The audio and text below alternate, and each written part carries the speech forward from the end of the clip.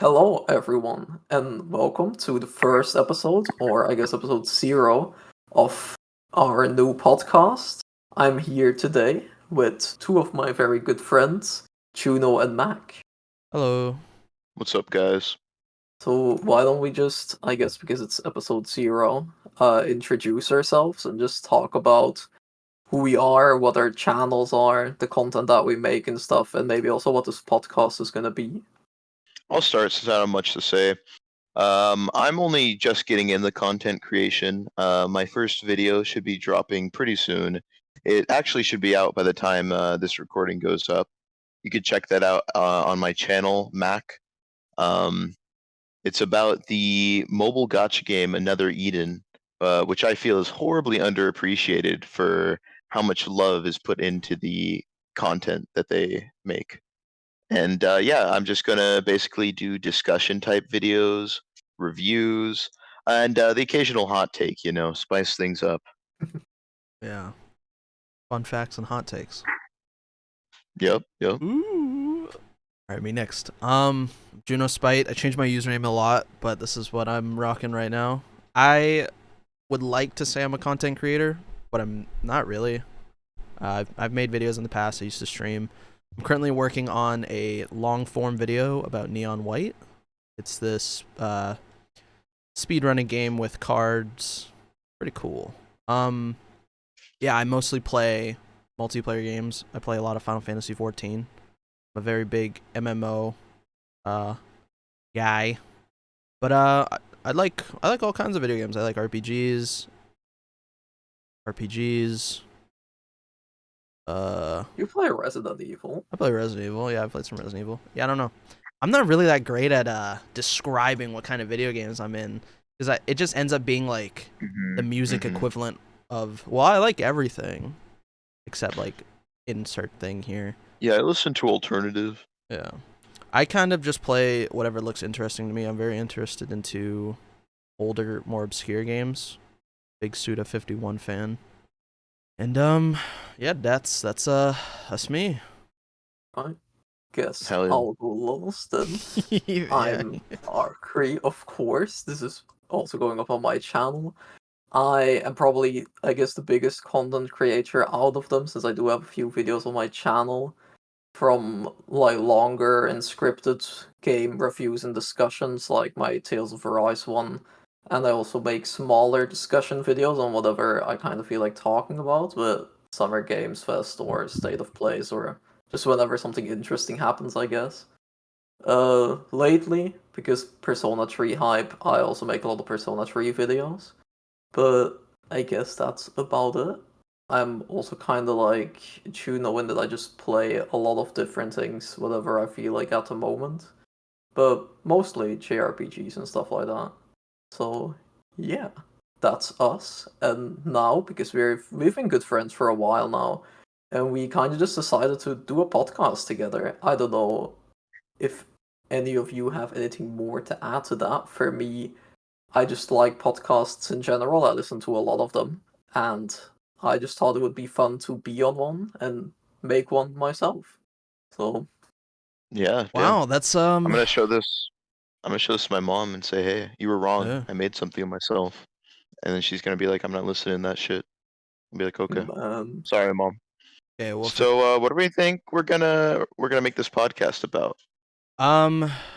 okay, so for everyone at home, we made a list of things that we could potentially talk about.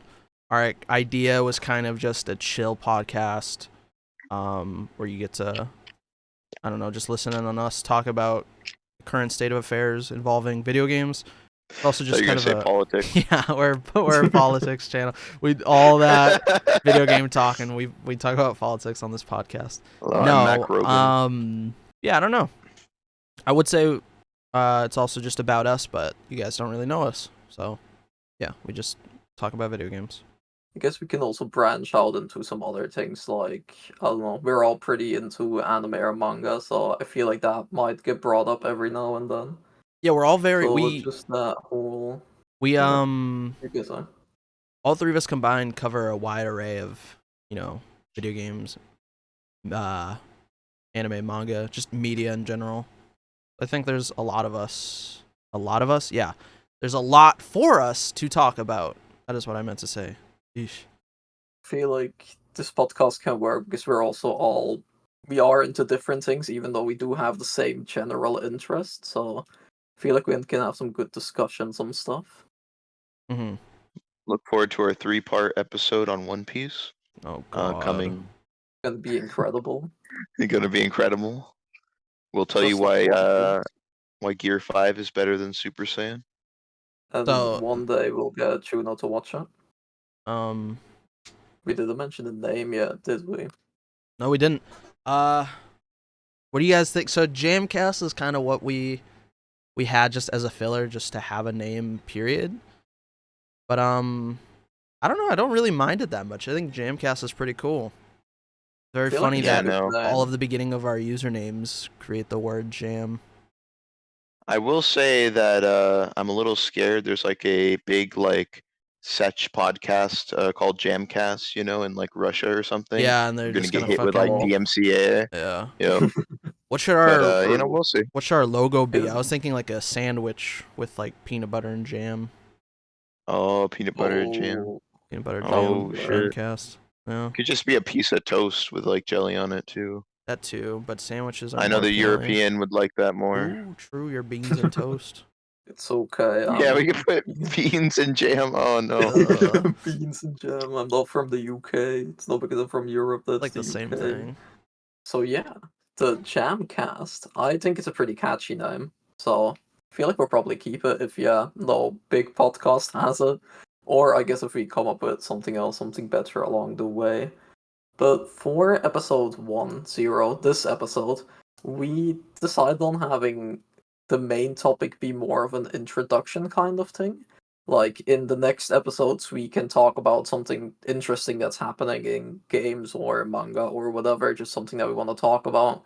But for a first episode, I thought it would be kind of a good idea to not get to know each other because we've known each other for a while now, but for the people who are listening to get to know us. So we thought we would talk about our favorite games, our top trees, and just kind of have a talk about them. Like everyone can say what they like about the game, but we can also have a discussion about it. Like if someone played one of these games and has like a different opinion on it, it can make for something interesting. Yeah, feel Who wants free to start? to comment down below on this podcast if you agree or disagree with any of us. If you disagree with me, I'll be glad to reply, calling you various names. Yeah, I was about to So say. yeah. You'll just start arguments with people. That's basically what you just open invitation to fight Mac is what he just offered. Yeah. I will fly you out to San Diego. I know a gym with a boxing ring, and yeah, we could throw down. Wow. Incredible. All right, top 3 then, huh? Let's talk about them. How are we gonna do this? Is everyone just gonna say their top three, or is everyone gonna do like one game and then everyone does the second game? I think it should be kind of like a presentation where we each go, not and just real quick, like this is my top 3. Number 1 is this, or number 3 is this because of this and this. Number 2 is this because of blah blah blah. Just like really quickly. I think we should all do our number 3, all do our number 2, all do our number 1. Right, but we want to talk Amazing. about them, right? Yeah, but Yeah, I think mean, that if everyone says their game, like if I say my number 3 and then we can talk about it, and then Max says his number 3. Okay, I Or- like Yeah. that. Yeah, I like that. I don't just want one person to be talking for like 15 minutes about their entire okay. list. Yeah, We'll exactly. do that. We'll do like, that. switch That it yeah, up. that's why I was saying It's like also- go like real short, but I like that idea more. Yeah. Let's do that. But it's also Round not gonna robin. be just like you talking about it for fucking 15 minutes. We'll discuss about it. So Woo! Okay. Thinking like Juno, a your podcaster. name. Exactly. Juno, your name starts with a J, just like JAMcast. You go first. All right. Let me open my backlog because I got a goldfish memory. Bro, you didn't make any notes for this? Not my top 3. No, I forgot. How are you not a professional it's fine. podcaster yet? My number 3 video game. All right. My number 3 video game. This is hard because I have a lot of favorite video games. And, like both of you, I have trouble discerning what is in my top 3. I'm just going to say it out flat. I don't. My third favorite video game of all time is Neon White, which is why I'm making a video about it. Whoa. It's very stylish. It's cool. And, Machine Girl's music is just really fucking good. I haven't listened to that soundtrack yet. It's good, Is man. it that bopping? I love it. Does it make you want to speedrun? I'm listening to it right now. That's impressive. No. I OBS don't can't pick it actually up, know so a it's lot fine. about. I hope so. Yeah, I don't it's actually fine. know a lot about Neon White. Like, what is it about? I know that's like a very movement-based game. So, isn't it? it's kind of... not exactly the most story-heavy title. There is a story that's there. A lot of people think it's very bad. I don't think they were trying to do much with it in the first place. But it's there. It's essentially about the main character, White. He's, His name is White. yeah, his name's White. He goes to hell, and you gotta kill demons to earn your freedom. Or he doesn't go to hell.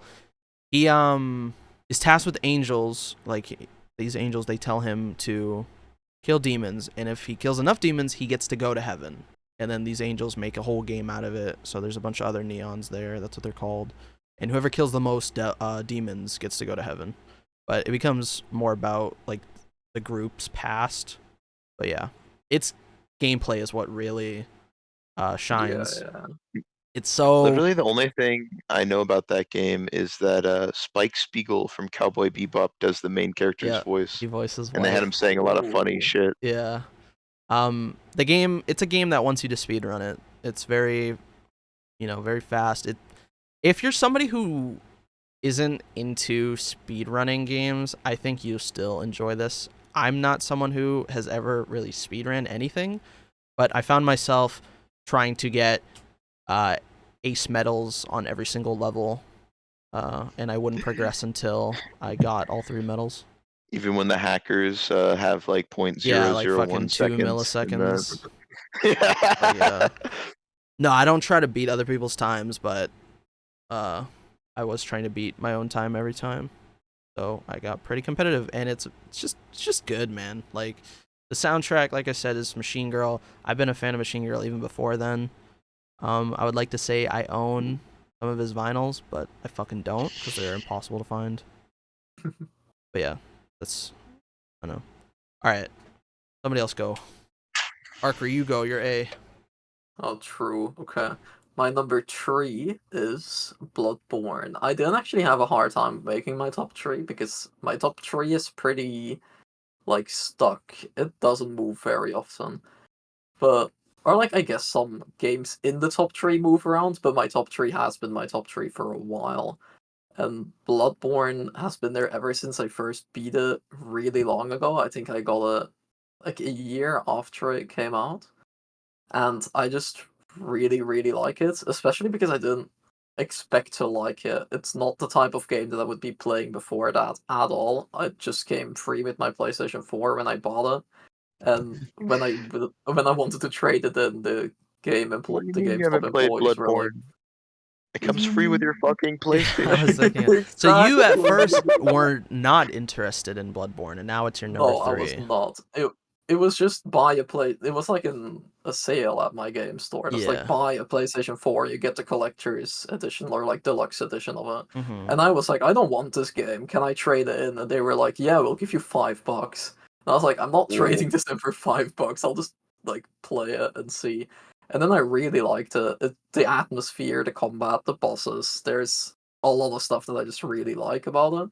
It's also the first Souls game I played them, so I was like, holy shit, there's a shortcut. I opened the door and I'm back at the bonfire. Holy shit. Fuck.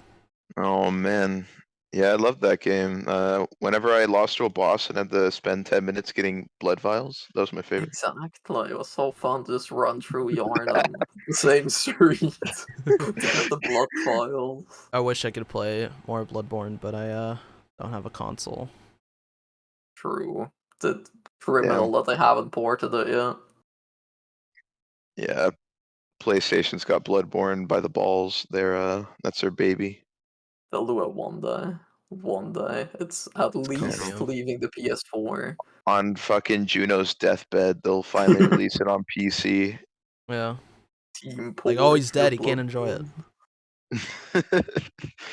No, you'll have just enough time to get to like Cleric Beast or whatever. Yeah, I'll have just enough time to catch up to where I last left off like years ago, and die before I see anything new. How far did you get into it when you played it years ago? Bloodstarved Beast, I think. Oh, okay. Well, that's further than the first boss, so Yeah. That's where a lot of people get filtered. yeah, I don't true. know, First Bloodstarved. boss I was really killed hard. Bloodstarved Beast, and what's his name? Father. His name. Father Gascoigne. Yeah. Gascoigne. Him and the Yeah. Bloodstarved Beast. I beat 3 bosses total, I think, maybe 4. Oh, you know, I think the Witches was the furthest I got. You beat 2 witches. I think so. Hardest boss of the game. I don't Oh remember. my god. I beat Witches probably, and then that was it. That's a good subtopic, actually. What was your favorite boss, Arkry, in Bloodborne? Oh god, what was my favorite boss? What the fuck was my favorite boss? I don't know, I like a lot of the bosses. I can't actually think of one favorite from the top of my mind. I liked Was it Maria? Yeah, I like her. I don't think she's my favorite. I also really like what's her name? The nurse one, Murgos, but nurse. I like her. Oh, the wet She was a nurse. cool one. She's annoying. Ooh, the wet That was a fun nurse. fight. Oh yeah. My favorite was Ludwig, I think, the guy with the moonlight sword. Dude, when he pulled out the moonlight sword in that fight, I like was pointing at my TV, like mouth Dude, wide yeah. open, like, oh, the sword, the sword.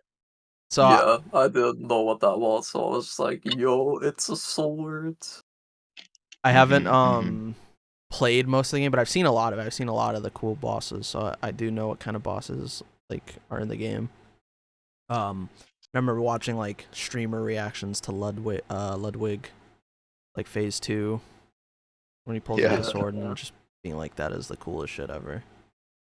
He was a really good boss. Like, all the DLC bosses are really good, because Maria is also a DLC boss, so... Mm. Oh yeah, the Celestial Emissaries, dude, they're so good. Wait, So were they the true. DLC ones? I'm talking about the ones like in the garden that summon the meteors. Where the DLC? It was a side boss. I don't know if it was a DLC boss, though. Actually, not Yeah, sure yeah. about that. They might have been. So I remember there were the aliens in that one church, and that was actually main game that led to Ebrietas. Yeah. That boss, that was like the hardest one in the game for me. I Yes, don't know that's one of the why. hardest. Okay, good. I'm not alone. Because every time I mention somewhere else, people are like, oh, that boss wasn't hard. But that took me fucking forever. I feel like that's the case with every Souls-like. There's always just like the one boss that everyone gets stuck on. Like when Elden Ring came out, Fire Giant. You guys remember Fire Giant? Oh Yes. yeah. I remember surprisingly like being stuck on that boss, and then I learned that other people also had a tough time with that boss.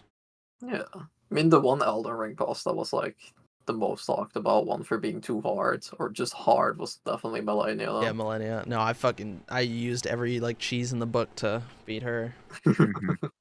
Thankfully, my build was like anti-millennia when I played Elden Ring, so she only You took me were like an hour or prepared. 2 hours. Mm. Yeah. I had much harder time with the final boss, Radagon and Elden fucking Beast. What a terrible boss. True. I remember being in VC when you were doing that. You were I just so was in angry. tears, dude.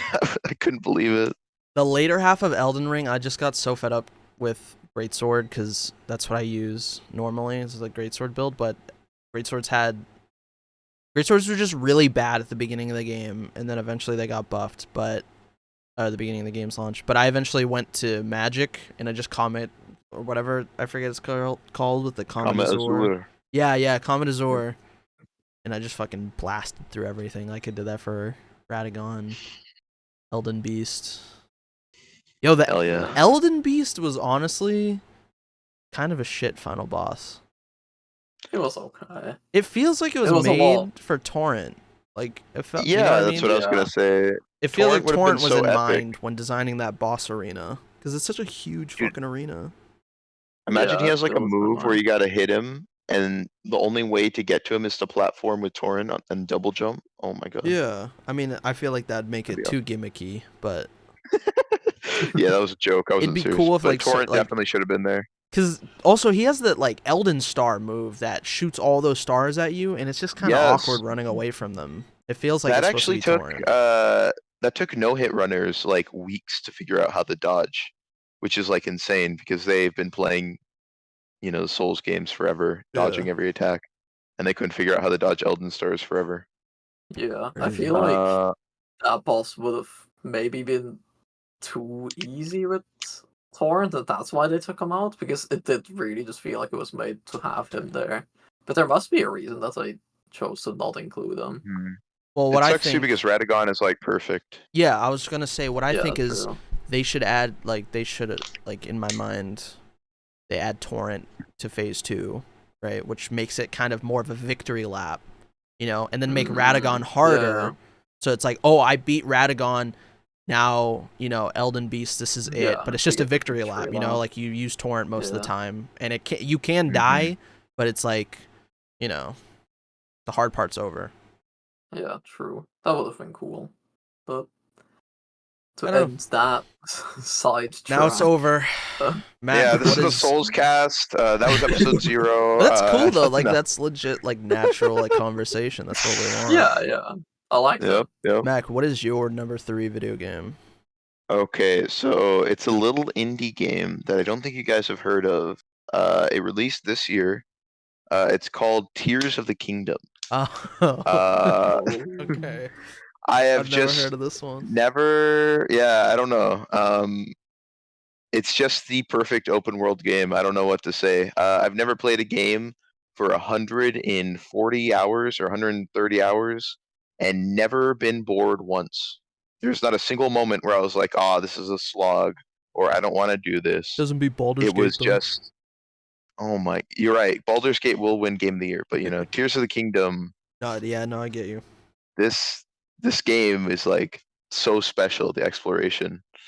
I don't really know how to describe it, and maybe my bias as like a Zelda fan kicked in, but like all the nods to Zelda throughout the game was just so rewarding. Like when I'd be in the depths, I'd be, fighting these incredibly difficult enemies. My health would be draining, but then I'd find like a chest and I'd get like Midna's helmet from like Twilight Princess, or I'd get like Majora's mask and I'd be like, "Oh my god, that is so awesome." That is epic. And it's just it's the perfect Zelda game. It's the perfect adventure game.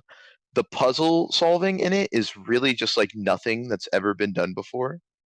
I don't think I've ever played a puzzle game where you have like so many options for each puzzle and you can like solve them in the goofiest, stupidest ways. And every time I figured out a puzzle like the way it wasn't meant to be solved, I just had the biggest smile on my face. I felt so good.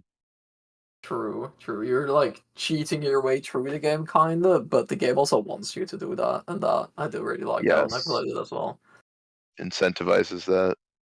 Yeah. No, but I do agree. Like, Tears of the Kingdom is a really good game, even though it's not really my type of game necessarily. Like, I didn't put 140 hours into it. I'm pretty sure it was more like 40 to 50 or something.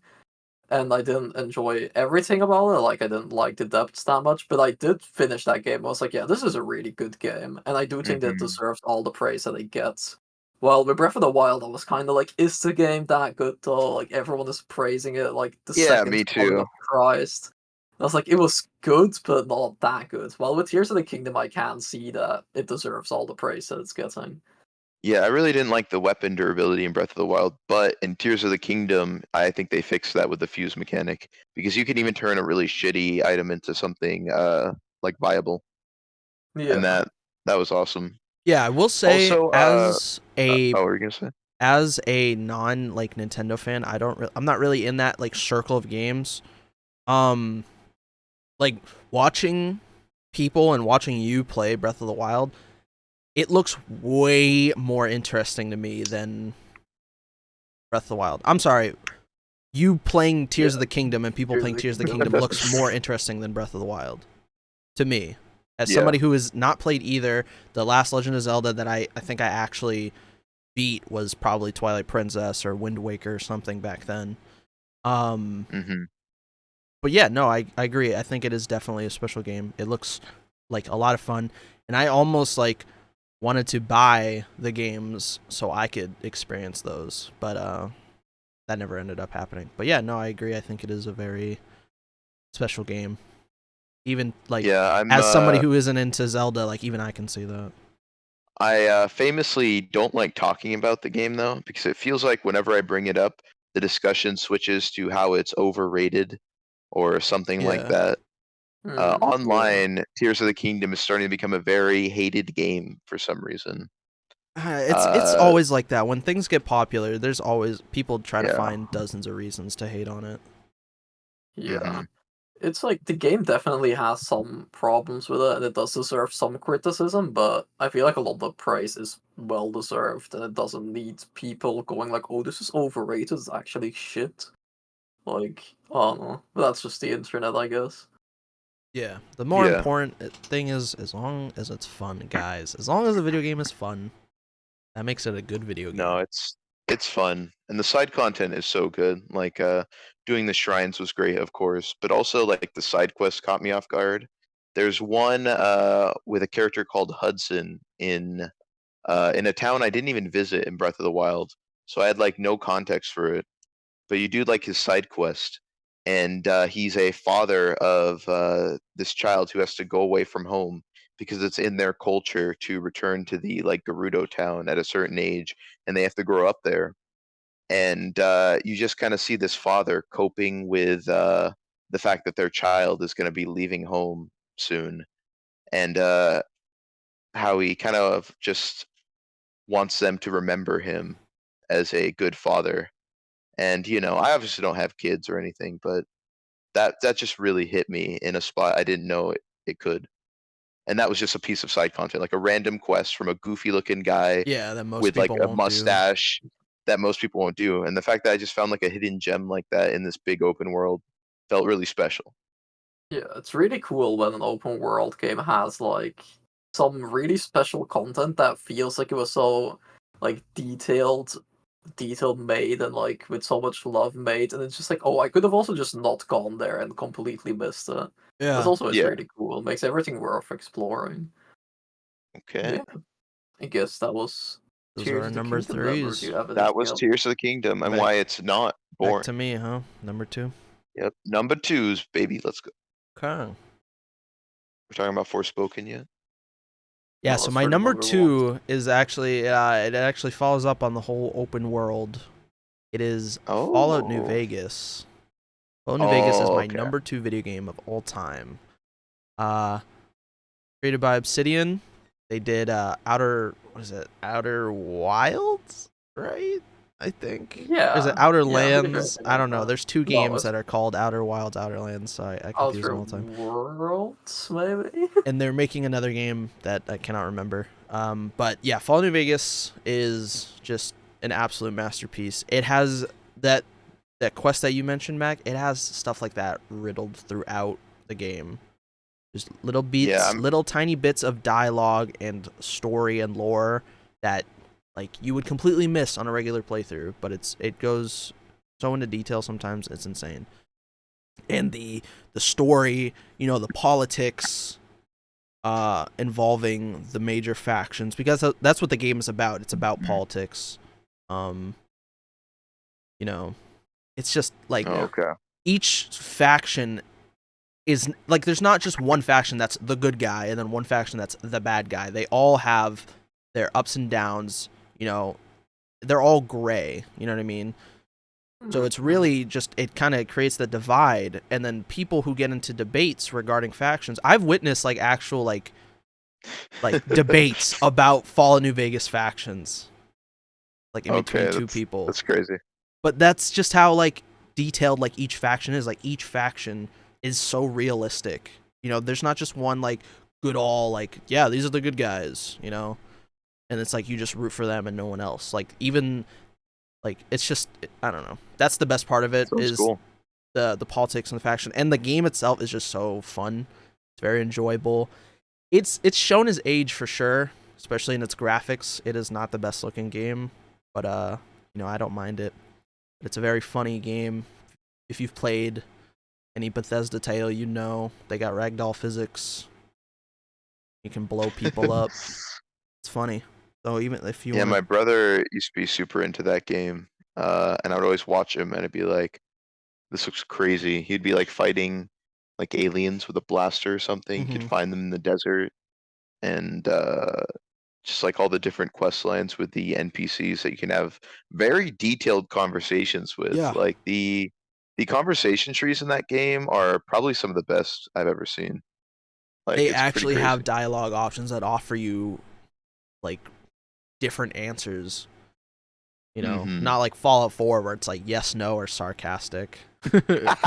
Like, okay. Oh man, I can't wait for Starfield to have the best dialogue options of all time. Yeah, I'm not Fallout New Vegas and Skyrim. Fallout New Vegas isn't Bethesda, but still Fallout IP. But Skyrim is another huge game for me. But I don't know. I don't really play Bethesda games that much anymore. Ever since Fallout 76, I kind of just gave up hope that Bethesda would ever make Yeah. a good game. Yeah, it's unfortunate.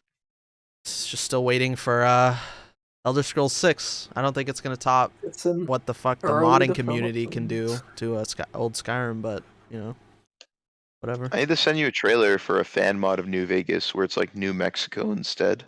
I think It's pretty insane. I saw something where people were remaking Fallout New Vegas in Fallout 4. Like it was a Yes, mod. that Oh, I too. also heard about that. That Yeah. was I watched they had a Fans, trailer for fans are that. crazy. Yeah. Fans are putting in Yeah. more work than actual Bethesda. I need to play Bethesda takes like more 10 years for every game, so I need to play more We Obsidian still games. we still only have a screensaver for Elder Scrolls 6. Yep. What's that new game that's coming out that Obsidian's making? It's like it starts with an A. Like Averon or something. Oh the yeah, the Avowed. Elder Scrolls That? inspired one, right? They're from the what? Isn't it Avowed or something? Avowed, I I don't think that's know. it. Avowed. Is that actually Yes. out? Okay. Yeah, Avowed. That game looks interesting. That's another it looks like it's a open world RPG. Yeah. So I I'm don't think wondering we've if seen that much of it, but it does sound we've pretty seen cool. some like footage, yeah, like gameplay. Uh and they talked about the lore. Apparently it's a sequel. I've never heard of Oh Avowed yeah. before. It Yeah, it's it's either like a set sequel in or a it takes universe place in or the something else. same universe as another game series that they've done. I don't remember. But it's Yeah, I connected to heard about something. that. Yeah, I don't know. It looks interesting, and if Obsidian can do good writing in Fallout New Vegas, then maybe I should check it out. Because yeah, the dialogue is in that game is really good. Another game that has Yeah. good dialogue is Baldur's Gate. Baldur's Gate 3. I know it's like Oh, D&D, but yeah. Well, we can talk about yes. that after. Let's talk about Arkry's number 2 video game. True. My number 2 video game is Persona 3. And I'm just saying Persona 3 and not choosing a version, because I don't want to choose a version. Number But 2. number 2. Yes. But I don't know, I just really like Persona 3. I know that has a lot of problems with the gameplay and the structure, and people don't like Tartarus, but I don't mind Tartarus, and even besides for that, I really like the story. I really love the characters, the music as well. I think every single element besides for gameplay is probably my favorite in the Persona series. I just really like the game. I don't know, ever since I played it, it's been a very special game to me. Who's the best character in that game, do you think, in general? Just, I guess. I I guess. I guess. I guess Cool. I guess. Okay, awesome. I think it's clearly Junpei. I mean, Junpei is the best character in all of Persona, in my opinion. It's just like he's perfect to me, and I really like Junpei, that he has fantastic. like a romance outside of the social links and shit, and that's cool. They haven't really done that again. Yeah, I like in Persona 3 that a lot of the character's story happens during like the main game and it's not just put in a social link. Because in the other games it's often like, oh, their chapter is over and they don't do anything outside of their social links, so yeah, they're just chilling over there. While Junpei and other characters in Persona 3 actually have something to do and it influences the plot and stuff. I really like that about it. Funny story about Persona 3. I played it originally on the PS2 hardware, the Fez version, and it took me about a year of on and off play to beat the final boss. For some Well, reason, only the final boss. Oh my god. only the final boss. I refused to grind for some reason. I still don't know why. I guess I just was sick of Tartarus. So about once a week, or maybe sometimes even more often, I would boot up my PS2.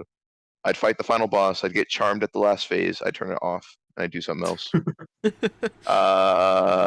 And I just kept that cycle up for like almost a year before I actually beat him. And then, you know, I was crying because of the victory, and then I was crying because of the ending. A lot of tears that day. Yeah, good Did you game. ever play Portable? Or did you I just tried to play Oh, like, I know you Portable. played it, but did you beat it? I dropped it. I remembered Yeah. how bad Tartarus was, and I didn't feel motivated. I'm hoping Boo. Reloaded will rekindle my love for Persona 3, but Portable is not the way to go.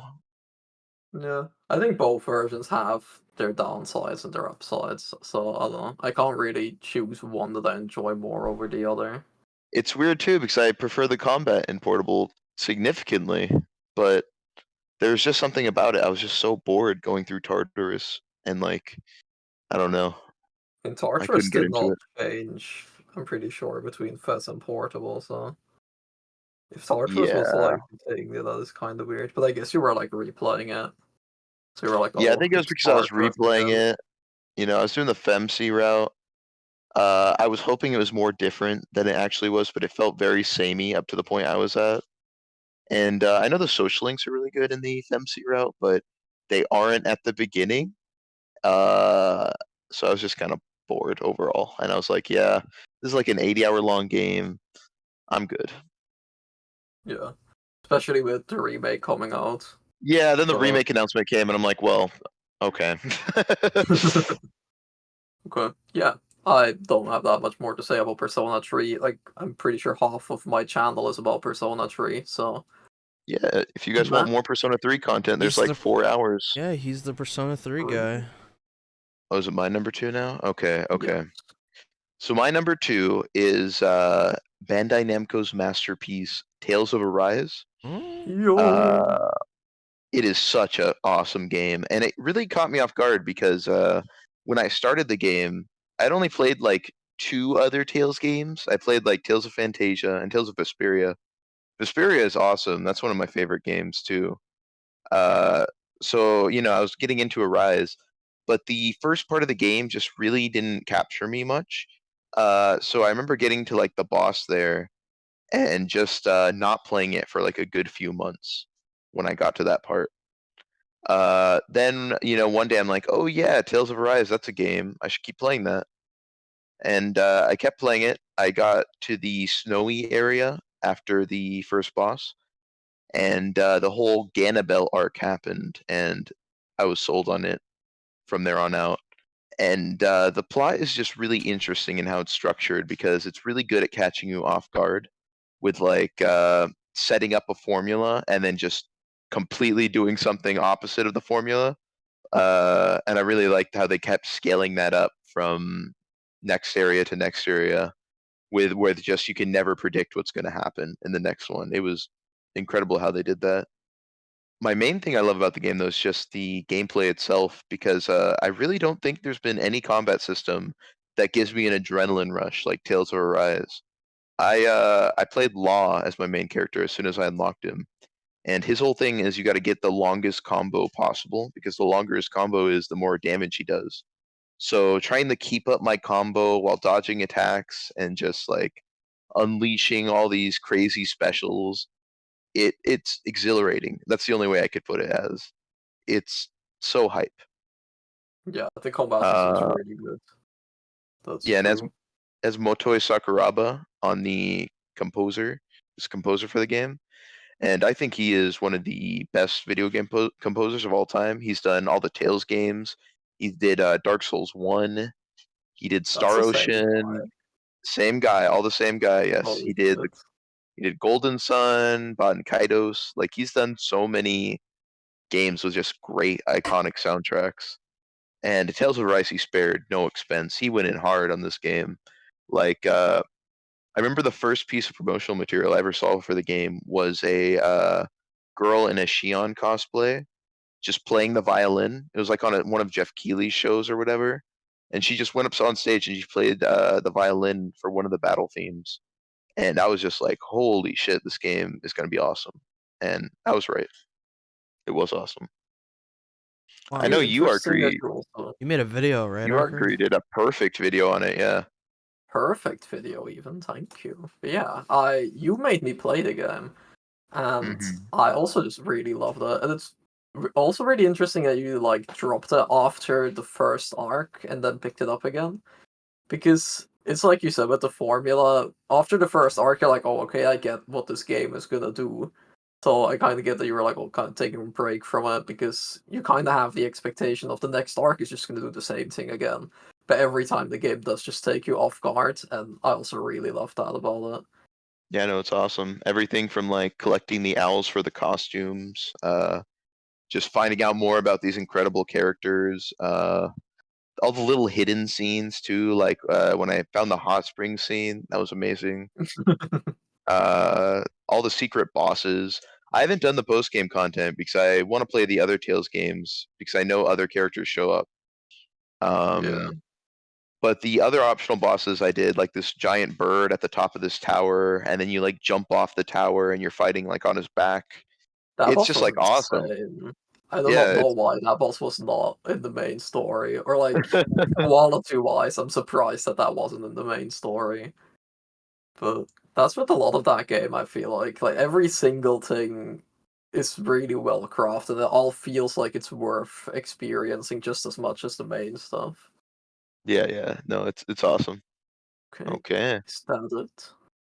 Is it We time go for the into the big number My one. number one video game. Oh This my one's god, pretty Watch Mojo obvious. #1. This one is gonna be very obvious. I actually don't know what it is. My I number don't know now, one. but I feel like when you say it, I'll What do you know. think it is? What do you think my number one is?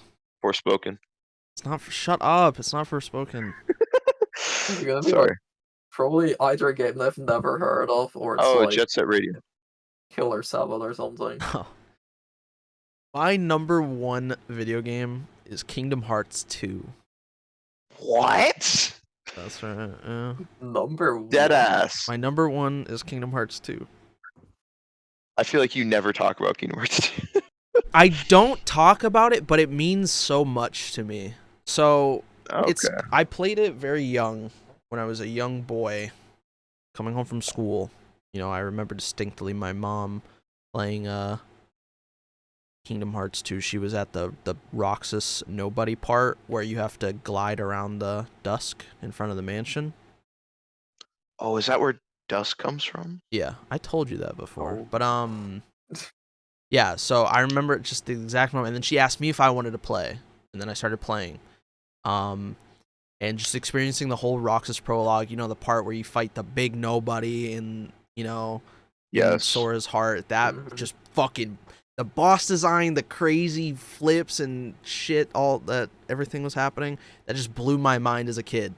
So now, like playing that game, like just so much, it has affected like my 90% of my imagination, you know, and That how is one of my favorite prologues for a game of all time. It's Yeah, I think that's amazing. incredibly Yeah. underrated. True. The Axel fight too. Oh my god. Yeah, so Kingdom Hearts 2 has changed me in such a way, you know, I can never go back, and I really appreciate it because, you know, I wouldn't be who I am today if I didn't play that game. So it means a lot to me personally. And it's also just a really fucking good game. Like the combat is amazing, you know, the story is pretty good. You know, it's just a great game. So yeah, that's my Yeah, no, I agree. I think my number it's one. easily the best Kingdom Hearts. Oh yeah. I'm just one of the biggest Kingdom Hearts fans, you know. You said true, Arkry. Are you sure about that? Yes, I am, because recently Yeah. I've had the realization that I do like it more than 3. Because Oh. I don't Yeah. know what, when I played, okay, well, I guess I should give some context. For a really long time, I always said that Kingdom Hearts 3 was my favorite, because I played it like a while after it came out, so I played 3 and the DLC back to back, and I really, really loved it. And in my mind, that was my favorite Kingdom Hearts, but lately, I've been thinking a lot about it because I made that top 50 list and everyone was like, "What the fuck are you saying? Kingdom Hearts 3 is better." But because I played all the games back to back, a lot of them kind of like merged together. Yep. And I was like, "Oh yeah, I really like Kingdom Hearts 2, but I also really like the other games." But then I was thinking about like, "Oh, this is one of my favorite moments that happens in one of those games," and it's like, "Oh, that's 2." And that moment is also 2, and that moment's also in 2. Yeah. So, I don't know, it just all merged together, but now that I think about every separate moment, most of my favorite moments are from 2. You should replay 2. I should Mhm. replay 2. I really want to, especially Yeah. before 4 comes out. I want to play at least the main games again.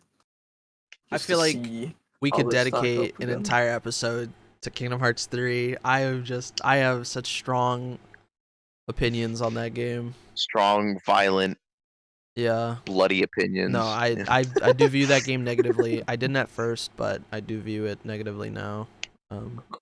That's a topic for That, another day, Mhm. though. that Let's will be talk about interesting to talk Arkry's about. number 1. My number 1 Your is number 1, Vinny. Neo, Two Worlds Ends With I thought you You. were gonna say Neo 2. Ooh. Neo Neo 2, 2 was baby. Best I game ever dead ass made. thought you were perfect about to game say Neo from 2. Team Ninja. Best game I ever dead. made. Incredible. Wow, the world. I didn't think. I Dude, knew you liked Neo. The World Ends With You, but I didn't think you liked it that much. Neo is it's so like it's such a special game because like usually when I'm playing a game and I'm playing through it and I'm like, yeah, okay, this game is really, really good, like top 20, top 30, or whatever. But there's always that one moment, usually near the end of a game or even thinking back on it, that's like, you know what, that game is special to me. And it's Yeah. like above the other ones. But in the other World Ends With You, instead of having it really late, I had it in like already in the first half of the game.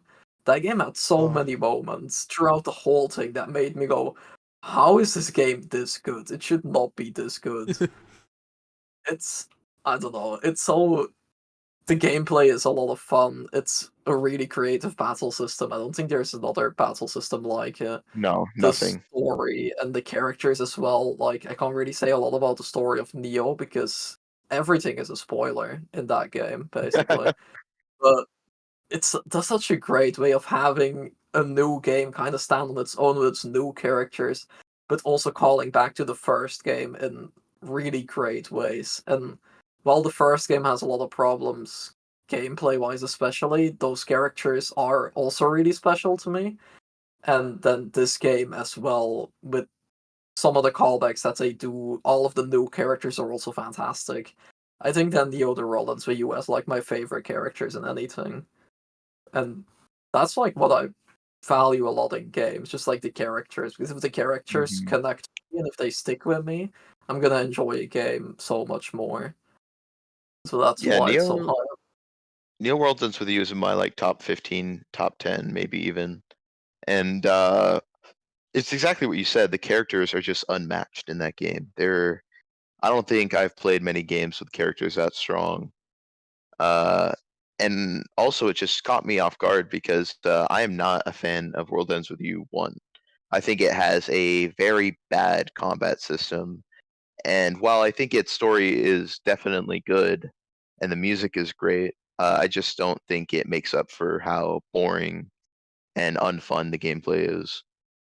Yeah, Um, the gameplay is very divisive. Uh, yeah, but Neo was just so good. And I remember me telling you guys that like I'm like, oh my god, guys, this is like one of the top 10 games I've ever played. I can't believe how good they made it. Banger game. And you were interested, but everyone else was like, "Oh yeah, you say that about every game." And then you played it, and you're like, no, guys, this is one of the best games ever true. made." No, Yeah, I'm it's surprised I even really liked it so much too because I fucked up early on. I didn't do any leveling with the food items because I thought they were temporary buffs, and I made the game really hard no, on myself. no, I really I liked it, but it's like you said, you did give me really high expectations for it, which is why I'm even more surprised that I enjoyed it so much. Because usually when you have like really high expectations, it's like that game is not gonna reach my expectations. I literally like you said it was good, so I played the first game and I really, really liked the story. So I was like, the second game, I was literally expecting like one of the best games I ever played, but I was also really scared because I was like, there's no way that this game is gonna match my expectations. But it went beyond them, and that's why I just really love it, and it instantly became my favorite game of all time. Hell yeah. So yeah, I'll I probably should make a play it. video on it someday. You should play If it. I'm a It's Kingdom on Hearts fan, I'll Steam. probably enjoy it, right? It's very Yeah. Nomura. Mhm. Yes. It is his baby. I'll have to check it out then, yeah. I really hope Square Enix doesn't cancel the series because it unfortunately did not sell that well, I don't think. Yeah, it's I don't know. I feel like we'll never know. If they ever do another game, it's probably gonna come out of fucking nowhere. We may not Okay, know who's when there shooting? is a sequel, but we will know what Mac's #1 video game title is right now. Oh, is that like a segue? Yeah. Okay, gotcha. Professional Um, podcasters. okay, so this is gonna be like a 15-minute segment in the podcast you're gonna see right now if you go to like the chapters. Okay. Uh, It's fine. number one game We're going for an of all hour, time. right? I don't think really Uh, have time in mind, but yeah. yeah, whenever we finish this topic, pretty much. Okay. Number one of all time, Dragon Quest XI S. Specifically S. The original What I version thought. had a really bad soundtrack, so I don't consider that the definitive edition. But S has the orchestral soundtrack, which is perfect. This game is so good. I do not know how they even made it this good. We're talking like just a storyline that will consistently blow your mind, especially if you're actually familiar with Dragon Quest. Because what this game likes to do is it like heard all the criticism from past games like, oh, Dragon Quest is generic, it's just about a hero saving the world. And they're like, okay, we're just gonna shatter your expectations constantly. Like we're gonna take every trope and we're just gonna put a spin on it. And so as you're playing, you're just seeing like you think you know what's going on and then you just absolutely do not and it hits you like a truck, and the game is constantly just throwing these incredibly like powerful scenes at you, like of just like emotion, raw emotion, like anyone who's played the game knows the mermaid scene, and I think that's when a lot of people will first realize like, holy shit, I'm playing an incredible game right now. And I'm really glad that I'm not alone in this because Dragon Quest XI has proven to be one of the best-selling JRPGs recently. Um, it just it even outsold like Persona 5, I think, which is crazy to think about. It's like consistently on the top list when you look at best RPGs of all time, and it absolutely deserves it. Like the art style, the characters, the it is some of the best turn-based combat you'll ever play. The character building, it is just the ultimate RPG, and yeah, it's my favorite game of all time. It even has an entire 2D remake included with the game. So if you really like Super Nintendo games, you could just play the entire game like it's a Super Nintendo game. And I could only imagine that took thousands of hours to make. Like that's not something you just add into the game as like a goofy, silly thing. No, that's an entire game they added with the game, and you just play it like that. Yeah, I from what I've seen, it is like its whole second game, like two game in one. it's I can't believe they did that. Like it's such a labor of love, that entire game. Yeah, from what What were I've you gonna say, Dust? played, I didn't get too far into it, but from what I did play, I enjoyed. It was a the gameplay. I like the gameplay a lot. It's very nice, simple, turn-based. I'm sure it gets more layers as you play through the game, but I did enjoy it, uh, right from the start. For me, a lot of turn-based RPGs are very slow, and they kind of struggle to keep my attention at the beginning until like the main mechanic of that game comes in, and then it's like, okay, now the gameplay's different, it's more complex, Mm-hmm. like Yakuza Like a Dragon. I wasn't really on board with that Oh, gameplay right out of the gate, but then as it adds the party members and the jobs and it gets harder, it's now a very enjoyable game. But I digress. Dragon Quest, yeah, from what I played, it's really good, and the story is pretty good. Like when you said, twists happen and shit happens that you don't expect it to, like I know exactly what you're talking about because it happened to me. Yep. Play that game. Considering that almost every game that Mac recommends me turns out to be like top 20 or something. I'll Yeah, probably play it at some point. I'm just not a big Dude. Dragon Quest fan, so I didn't really continue it You afterwards. don't like Akira Toriyama, if I remember right. It's the art style for me. It's not like I don't like him. Yeah. I'm just not a fan of that art style. Okay. I've gotten more used to it. Like I'm kind of interested in like Dragon Ball, like watching Dragon Ball. So I think I just need to warm up to it more. But I don't know. Just that's kind of why I've dropped Dragon Quest and like any other Akira Toriyama games with like the same art style. And it's just hard like for me to I don't know get into it. Like I had that same problem with JoJo. I couldn't get into JoJo at first because of the art style. Oh, Yeah, okay. But now it's hear one of that my a lot. favorite series ever. So maybe I just gotta suck it up, play it. Yeah, no, it's an incredible game, and sometimes I like going into the comment sections of the especially emotional scenes, and just reading the comments of everyone like, "Oh my God, guys, did you cry for 2 hours or 3 hours?" And just like, Yeah. No, I do that because shit it too. is genuinely the most emotional media experience I think I've ever had. The game will just get you so attached to the characters, and then certain things will happen that just are insane. I dare not spoil it, but the game's storyline is absolutely unmatched.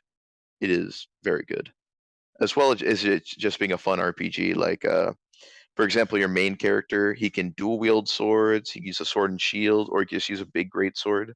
And all three of those play like completely differently. And there's even like really weird builds you can do. Like there's a thief called Eric, and he's actually like straight up the best character in the game because he can split into like 3 forms at once.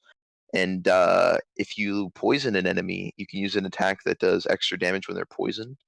And if he hits them with that, you can like just one shot most bosses. It's kind of crazy the setups you can do. Cool. It's That it's sounds pretty very deep. cool, yeah. It's Yeah, very that deep. sounds cool. I love Dragon Quest XI, and the charm is just so incredible. Like every enemy you see, you're gonna be like, "Oh my God, what is that thing?" And it's gonna be like a boar with like a wizard hat, Yeah. or like or even like crazy shit like a giant killer robot. And then there's like a lot of enemies that when you beat them, you can mount them as well. So you can ride like a saber-toothed cat through a field, or fly a dragon around an island to get like hidden items. There's like a ton of That's costumes cool. too. It's just like I said, it's the ultimate RPG experience, like medieval RPG. This is its ultimate form. And I'm very excited to see what 12 has in store if that ever comes out. Yeah, it wasn't 12 gonna be very different from what I heard? Like they were 12 trying different things or something. is apparently going to be a darker Dragon Quest. So I'm really interested how they handle that. 11 is a dark game at times, but I wouldn't say that the theme is overall dark. It is very lighthearted. Like there's this one town called I don't remember the name of the town, but it's like a hot springs town, right? And everyone speaks in haiku poems. Like every single line of dialogue with every NPC is a poem. And that's just something they did because why not? It's funny, Yeah, you that's know. really charming to the games and stuff like that. Yeah, no, it's every town is just so beautiful, and they all have a gimmick to it. Yeah, there's just it's an incredible amount of effort they put into that game. Just a complete labor of love. You could tell every single person working on it was having the time of their lives making it, and I was having the time of my life playing it. I've beaten it 3 times, once in 2D mode, once in the original version, and once in the Switch version in 3D mode. And every time it was just as fun as the last because I got to try different builds. I found things I didn't know existed, and yeah, no, it's just a great time overall. I love that game. What a Isn't it also wholesome like review. isn't it also like 100 hours long or something? Because you don't It replay depends. games often, so if you're replaying a 100-hour game like 3 times, Yeah. So it depends. I always play on hard mode. This is something else I haven't spoken about. It has some of the most unique difficulty settings I've ever seen. They're called the Draconian quests. So there's like a list of quests you can do at the beginning of the game, And one of them is just like, and all enemies are strong, you know. But another one is like, you can never equip armor, or like you can never use healing items, to even like really weird things like the NPCs will lie to you about what to do. That's an option. Oh, what the fuck? Yeah, I remember. So I you remember you can telling me about that. I was very interested. make the game like demonically evil if you want, but usually I just turn on hard enemies because that makes it more fun, in my opinion. Yeah, so if you play on hard, it will definitely take you upwards of 100 hours. It can take you upwards of like 150 if you're doing all the optional content, because the Mm-hmm. post game is so massive in the Switch version. They added something called Tickington, and Tickington is it takes the game into the retro style, right? You can only play it in the retro style, and it has you replay segments from every single Dragon Quest game ever. Oh, that's pretty Uh, cool. and then you have to fight like all the final bosses from every Dragon Quest, and it's the hardest thing in the game, but it's also just an incredible nostalgia trip if you played any of them. Yeah, it's kind of like a Sounds love letter awesome. to the other games as well, then. It's hmm cool. And there's like unique dialogue for your party in every scenario that like calls back to the games. Like for example, in 5, one of the gimmicks is you get married at some point. And for the 5 segment in Tickington, you have to marry one of your party members, and they all have like unique dialogue if you choose them. You can even choose your grandpa, which is a little weird, but you know, it's funny. It's funny. It's just such a Funny, so it's charming game, okay. like I said. Haha, the funny incest. No. Editors Yeah, cut no, that. editor cut that. Yeah, we definitely have an editor. Yeah, I'm the editor, I'll No. cut it. All right. Yeah. So I hope I've convinced our listeners to give Dragon Quest XI a try if they haven't. I hope you did as well. So Mhm. we've been recording for a little over an hour. You guys wanna keep going, or you wanna wrap it up? We can wrap it up. I guess can it's wrap it getting up. An pretty hour's late fine. here. Yeah. Guess we can I just guess we can plug go all our off. shit. Okay. We'll start with you, Juno. Okay. On screen you can see my @. This is for basically everything. YouTube, Twitter, Twitch, my backlogged, AnyList, you know, you name it. This is where you can find me. Yeah, like I said, I'm working on a Neon White video. It's gonna come out. I have no idea. So yeah, that's what I'm doing. Hell yeah. For me, the same, I guess. My stuff should also be on screen. You can also find me anywhere with that on my YouTube, where this is also uploaded. My Twitter, my backlog, AnyList, basically anything that Juno said. For me, on my channel, I'm working on a One Piece tier list video. It should be out either already or very, very soon. And since I'm going to Gamescom, whenever that happens, I'll probably make some videos on that as well. So yeah, I guess that's basically it for me. Okay. I don't know if my stuff is on screen. You can find me on No, X at It's a Mac. ITSSAMAC. I am shadow banned by Elon, so you're gonna have to type that in specifically and look We'll me put up. it in the description as well, so you yeah, can just Yeah. everyone, click they can the see it on link. screen. It'll be in the description. It'll be in the description. There I kind of just post, you know, kind of memes, hot takes, my opinion on things. There's also my Instagram, which is where I post all my art. There's my Imgur, which has a comic I'm working on. And yeah, my YouTube will be linked too. Hopefully, by the time this is up, my first video will be up, my first serious video. Before I used to just make memes, which feel free to watch those. They're kind of cringe, I'm warning you. So I hope you'll check some of that out. Okay, so I Wow. guess that was basically it for this episode of the JAMcast. The JAMcast, and then it's like a fucking JAMcast. like a radio show, like a woman gets hit by a car sound effect, and then Yeah. fucking like clown, glass shattering, dogs barking. JAMcast. Alright. Yeah, that. So That's thank what we're you, doing. everyone, Once we have the so budget, much we'll do for all that. listening. Bye. True, one day. But yes, goodbye, Bye. everyone. Go by Jawarida.